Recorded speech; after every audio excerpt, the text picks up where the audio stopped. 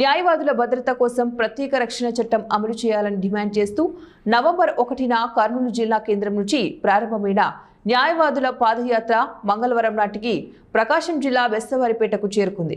ఈ సందర్భంగా వారు మాట్లాడుతూ తమ భద్రతకు ప్రత్యేక రక్షణ చట్టం తేవాలని, ఇంటర్మీడియట్లో న్యాయశాస్త్రం అనే పాఠ్యాంశాన్ని చేర్చాలని వారు కోరారు. తప్పుడు పనులు చేసే పోలీస్ అధికారులు, ప్రభుత్వ ఉద్యోగులపై తక్షణ చర్యలు తీసుకోవడానికి ప్రతి జిల్లాలోనూ ఫాస్ట్ ట్రాక్ కోర్టులో ఏర్పాటు చేయాలని వారు డిమాండ్ చేశారు. అలాగే జూనియర్ న్యాయవాదులకు 10,000 రూపాయలు స్టైఫండ్ మంజూరు చేయాలన్నారు.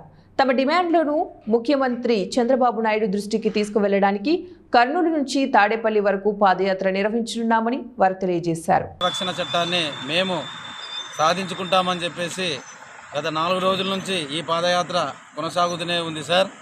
ముఖ్యంగా న్యాయవాదులపై జరుగుతున్న ఈ అన్యాయాలని, అదేవిధంగా న్యాయవాదులకు చనిపోయిన తర్వాత డెత్ బెనిఫిట్స్ అయితేనేమి చాలా తక్కువగా ఉన్నాయి సార్.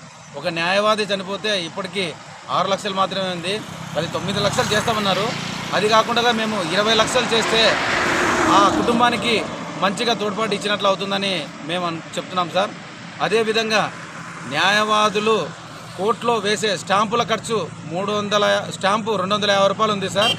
250 రూపాయలు మాతో ఎక్కువ వసూలు చేస్తున్నారు న్యాయవాదులతో. మాకు డెత్ బెనిఫిట్స్ మటుకు తక్కువగా ఉన్నాయి. దానిపైన కూడా మేము రిప్రజెంటేషన్ సీఎం గారికి ఇవ్వబోతున్నాం సార్. అదేవిధంగా ఇంటర్మీడియట్ స్థాయిలో ఈ న్యాయవాద సబ్జెక్టుని, న్యాయశాస్త్రాన్ని